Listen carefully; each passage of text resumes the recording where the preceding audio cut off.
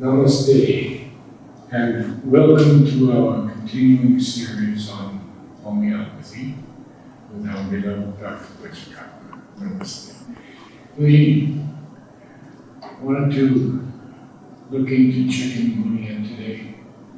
It seems to be on the uprise now. Can you give us a whole history of it and solution? Last 10 years, in especially South India, a lot of cases have been coming of chikungunya. Periodically, the number spurts up. It's mainly a viral infection which spreads through vector mosquito known, and a lot of similarities with malaria. And this typical chikungunya attacks used to be like sometimes person would be fine and fall asleep and wake up with severe body ache, chills, rigors, and then fever. And body ache will culminate into joint pains, typical joint pains. And then we have seen that even person won't be able to even walk like overnight in the morning, and almost all the joints get inflamed, not small joint, one joint, or no pattern in it. And on mass scale, because the communication is through the mosquito bite, in one family, one person is admitted with these symptoms, the next day, the other person, third day, like that. And we have seen in villages hundreds of people having this complaint, this infection. It's multiple bites, or as a result of one bite on one person? Or? No, what happens, the carrier mosquito, if is having that serum or the load of virus, then whoever it bites will get it. Oh, okay. So it's not transferred any other way? No, mainly through vector mosquitoes, not through direct communication, or it's not an airborne thing, like malaria, very similar to malaria. And funniest part is, like, we were not aware of this infection because it was known, recorded before some 45 years. But I think 2010, 2011, we started getting this. Especially started in Maharashtra. And then everywhere, Bangalore, Chennai, Pondicherry. And it typically is few people used to develop even rashes with it. So locally, villagers used to call it monkey gunya. Then monkeys are known to scratch like that, like monkey person would be scratching. Can the rash be very serious? Not at all, not at all. This infection as such has never been serious. We have seen that person who takes like antiviral or antipyretics medicines or prompt medical intervention, their arthralgia lingered for longer time. The people who could not go to any medical treatment and they just hibernated, managed in house, after 2-3 days they recovered spontaneously without any aid.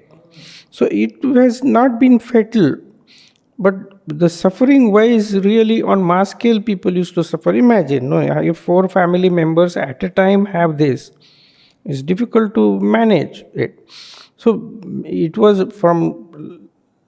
not life threatening, but definitely it used to have lot of disparment in the human, and no specific medicine for it. There is absolutely no specific medicine. Only body has to develop antibodies and get rid of the toxicity. Same thing happens in malaria. Now, we have seen in malaria also there are strains like that. Even in this also there are strains naturally. So in some people, they get joint pains and fever together. In some people, they get fever and then later they develop joint pains. And in some people, fever doesn't occur only. Person gets directly joint pains. and with very low grade fever. And those cases are very difficult because it indicates that the person's own resistance is not prompt, that defense is not roused. See, in such conditions, fever is supposed to be the sign of defense getting roused. And if the person is infected and that infection is affecting the joints and skin and the systems, and person is not developing own resistance, the defense is not roused, fever will not be there. And then the cure is lingered. The disease lingers longer. So this is how we have seen that many people who have come to us with complications of chikungunya, they developed arthritis, and for months together they have been suffering. Mainly thing is what we advocate is the person has to have the lifestyle where own immunity is preserved or enhanced, where person should sleep well, drink ample of water so that the flushing of toxins is there, and then hibernate. It means one shouldn't overexert. Beyond that, no other precautions are needed. Here in India, you just can't control mosquito bites, you see. And funniest part of this variety of carrier mosquitoes is active during day. We have seen that most of the mosquitoes are active from evening to till morning. Daytime they are just hibernating. But this variety is active even during day. At night also? Day also. So, but what you can't prevent mosquito bite. There would be. So, better we should develop resistance. Once you have infection, get rid of it. It is resolved, and for a whole life, you have the immunity. So same way, but once for 1 year it was really creating havoc. The whole medical fraternity was engaged in treating these chikungunya infection cases.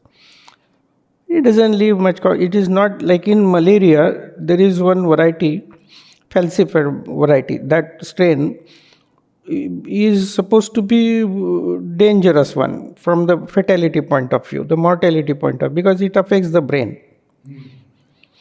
Otherwise, other varieties, person develops good immunity. So now they are working on vaccination for malaria also. But I don't know, like it has not yet developed or it is not yet approved. Same way for chikungunya also, they just give multivitamins, and if person gets fever, antipyretic, these allopathic doctors. But as a homeopath, we studied initially some cases where we found out one pattern. Like the person goes to bed and is fine before going to bed, and in morning or early morning, person wakes up with this syndrome. That fever, joint pains, body ache, malaise, suddenly out of blue. So we have one remedy, it's a known remedy, Zincum metallicum. So this remedy, it actually boosts the immunity. The defense is roused, and person can promptly rouse the defense and arrest the multiplication of this infection. Same way, we have other remedies like Eupatorium perfoliatum or Sapia or Natramur. But coincidentally, these are the remedies which have been very helpful in even malaria cases. So it's even the transmission is similar to malaria, and even the homeopathic remedies which are indicated by studying initial cases, they also are very effective in treatment of chikungunya. We have seen if we intervene on day 1 to the person, very next day the person will start recovering. Very next day. Fever will be there, but the joint pains and toxicity and body ache, weakness, malaise, those symptoms will be definitely helped within a day. By studying this in few cases, what we started giving this as preventive. Because the same set of medicines we started giving as preventive, and that has also worked very well. That if there is case in the vicinity, not only in the family but in the vicinity, we used to give everyone, and those people, they never developed these syndromes in them. Now, you mentioned that it was similar to malaria, but is quinine, which has been used for years, any good? See, quinine is, I would say, it is like abuse of quinine rather. We have a symptom like abuse of quinine. Quinine is something empirically it is used for even rheumatism, for rheumatoid arthritis, for autoimmune disorders, for all lupus, SLE. Lupus also they give HCQS, the quinine. So here in chikungunya also it's a joint pain. So they have been using, the allopathic doctors have been using chloroquine, quinine for this. But rather, see, every case of malaria is not cured by quinine. Otherwise, there would have been no malaria now. Tons of quinine is being fed to the people. And especially even in COVID, initially there was some people came out with solution. HCQS is quinine. HCQS is quinine. So chloroquine. So chloroquine was given, and then they found it's rather not useful in every case. Maybe some cases will be helped. So in homeopathy, what we do is China officinalis we call it. It's a quinine. That also is a remedy. So in some cases, China arsenicum, China sulf, these remedies have helped. So it's not necessarily quinine alone, but definitely quinine abuse has been there, and tons of quinine is being fed to the people, which is of no use. Yes. If a person should contract it, they should go immediately for homeopathic. Yeah, homeopathy, see, even without any treatment also they recover. Homeopathy helps them to recover better in a natural way. But I have seen 90% cases, they did not even need treatment. I have seen many people, 2-3 days, they said, okay, many people are going to hospital and suffering, I will just see. And no one died with that. So no fatality. So people don't mind having pain and fever and rest for 2-3 days, and they did recover. Is it relegated to any age group? No, we have seen it affects the whole range. But generally, children are spared. Children up to 15 is a rare incidence. But from young people to middle age, old age, same. Would you like to talk about dengue a little bit? Yes, dengue again is similar thing. It has 4 strains. Only the peculiarity of dengue fever is, which we should realize, that if the person is infected with one strain and first time he did not have dengue infection in past, it's a cakewalk for the person. Develops fever, definitely little bit of a total leukocytic count goes down, but person recovers without any problem. By chance, if the person gets subsequent dengue infection with other strains, same strain person will not get because he has developed immunity.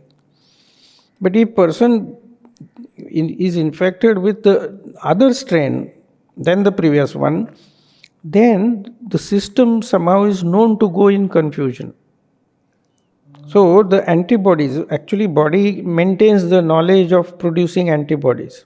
So maybe body is what we can call has a complacency that we have antibodies like that. And then, but these antibodies are not able to neutralize it, or there is sort of a reaction to this situation, and the platelet count starts falling down. In dengue, that's the known complication, that the person starts bleeding because of platelet count getting depleted too much. And there would be subcutaneous hemorrhage or internal hemorrhage, and it is a dangerous situation. It can be fatal also. Otherwise, dengue is not at all a problem. And we have seen even in this case also, we have seen that platelet count goes down, but somehow the person develops antibodies against this strain also and recovers. And then slowly, the platelet count also is recovered.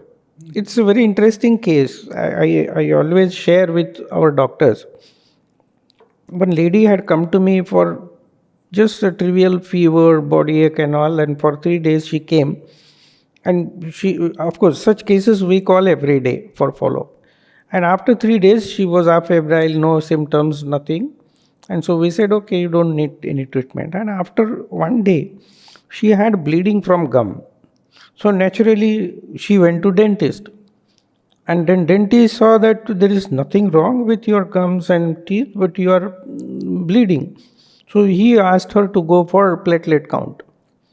And her platelet count was much depleted. It was around 22,000. Then naturally she went to hematologist. And hematologist diagnosed it as thrombocytopenic purpura. Now, thrombocytopenic purpura is a condition, pathological condition, but then he added one term, idiopathic. Idiopathic means no known reason. Idiopathic thrombocytopenic purpura. So her son, who is advocate, he phoned me. Doctor, do you have treatment for idiopathic thrombocytopenic purpura? Then I said, yes, depends. You have investigated. Who is that? It's my mother. I said, same one who was coming to me for this fever in last week. He said, yes, she had fever and she recovered now. Now she doesn't have any issue. Then I said, don't worry. It is dengue. She has recovered from, and platelet count is depleted because of that. And don't worry, every day you check platelet count and she will improve. And it's not that idiopathic thrombocytopenic purpura. And every day they were checking platelet count. Recovered. It came up to 1,25,000 within 4-5 days. And it recovered without any treatment. So, this, why I shared, even I did not know that it was a dengue infection. We just treated it as a fever based on totality. We treated. Bleeding of the gums was the key to diagnosing it? Later, retrospectively, it indicated that she had dengue, see, and then she recovered. So, it's really simple. Only thing is, if the platelet count, very rarely, if the person can't recover the platelet count, maybe we have to give platelets for time being. But we have seen that if prompt help is given, we call it supplement, not palliation, but it is just supplement. Person recovers. There will be no fatality. Interesting. Thank you so much.